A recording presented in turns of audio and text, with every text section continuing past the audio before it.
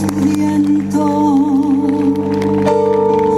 Un uomo abbraccia una ragazza dopo che aveva pianto, poi si schiarisce la voce e ricomincia il canto.